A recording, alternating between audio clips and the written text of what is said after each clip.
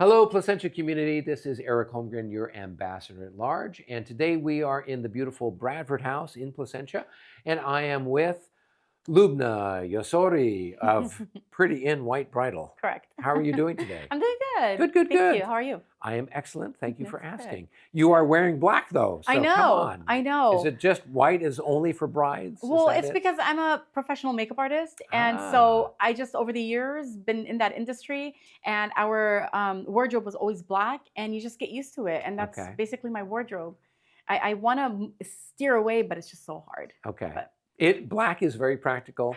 As a fencing coach, I wear black all the time yeah, because people are poking me. And so the dirt doesn't show up on the there you black go. jacket like it would if it was white. Right, So and it's professional. it is professional. Yeah. And it's slimming, you know? So yeah. So Lubna, tell me a little bit about your bridal shop and how you got started. Well, I actually started when I created my first bridal show. Okay. About almost 4 years ago. And I did a bridal show, I had a fashion show. And so I asked one of the boutiques to be one of my sponsors, and she went ahead and did that. It was a super duper, really awesome show. And so I said to myself, that same boutique owner, if she ever sells her shop, I want to, I kind of manifested it. Right. And so I never told anybody. And 3 years later, she told me that her shop is almost like dead, and she just has been focused on her other career. And so I got a notification to move out within 60 days out of my house Right. after 15 years of living there, and it came in the perfect time. And I made the decision immediately to just move forward with it, because that was actually one of my I manifested it. Right. So yeah, and that's how it became. And I named it Pretty in White Bridal after Pretty in Pink, because I was so Oh, obsessed yeah, with yeah, Molly yeah, Ringwald. yeah. Yeah. So yeah.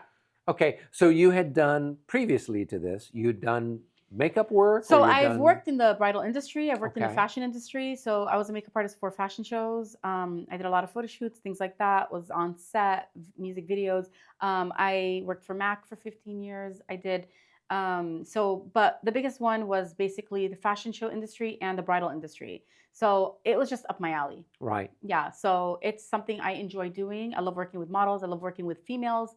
I love making women feel amazing about themselves. And my shop is almost like a dress.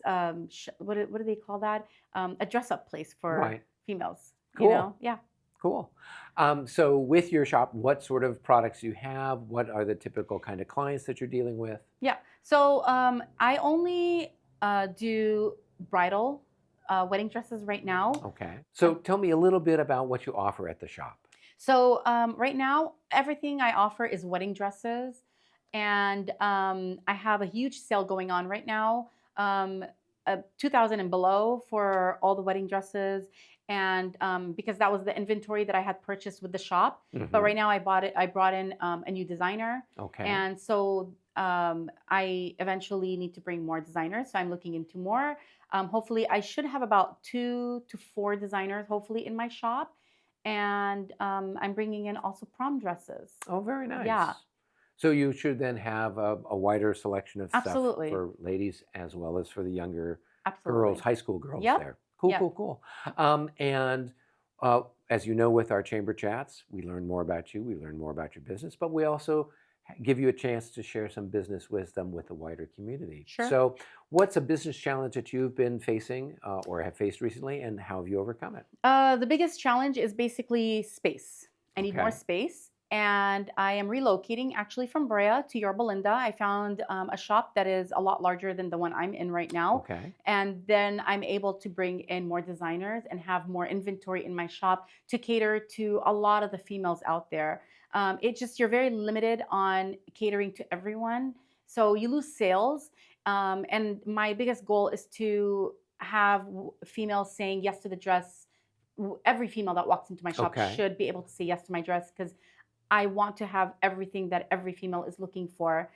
So moving into that shop, since it's bigger and larger, there's going to be bigger variety, bigger selection, more designers, and definitely prom dresses. So when the season comes for prom, I'm local, so they come to me, and I have great service. I make people feel amazing, and so yeah, it's just And then you have also the not only prom season, but you have the holiday season. Right. So people get invited to parties. They want to buy dresses, evening dresses. So I'll have that as well. So Okay. yeah. And do you guys do alterations there at the I shop? do have a or- seamstress. I Okay. do not do it at the shop just yet, Okay. but that's actually eventually in the works. So it will be at my shop eventually for Okay, so sure. the That's a great one-stop question. shop. Yeah.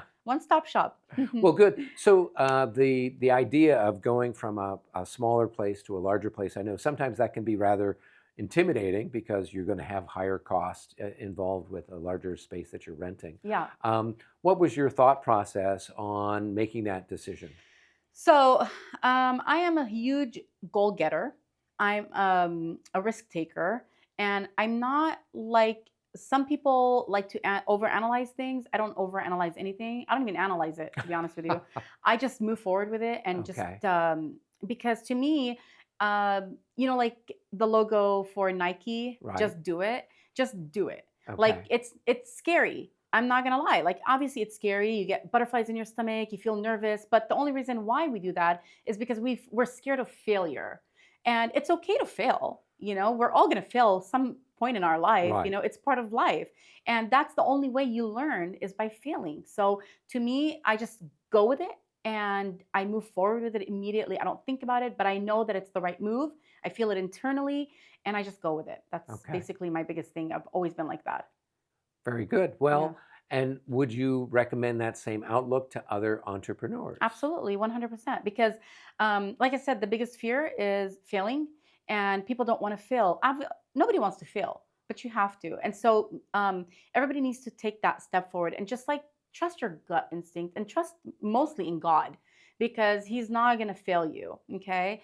And so just move forward. If it's something you want to do and you've been wanting to do it for so long, what is stopping you from doing it? That you're going to fail and people are going to talk about it? Well, it's your life, and you have to move forward with it. And so if you don't take that initial step forward, you'll never know if it works or not. And you're going Right. to go on through your life thinking, what if, what if, what if?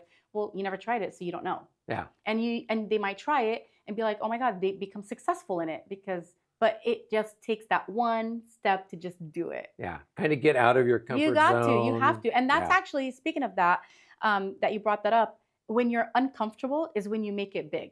Right. You have to be uncomfortable in the situation. Otherwise, you won't move. Yeah. No, that's true. Yeah. That's a good point. Uh-huh.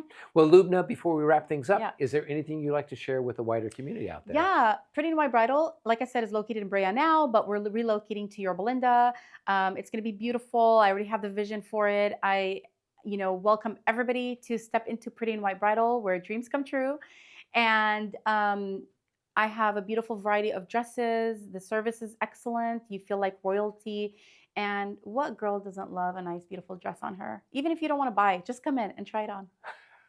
Well, terrific. Lubna, so nice to chat with you. Thank you. And for everyone else out there, until our next episode, be well. Bye.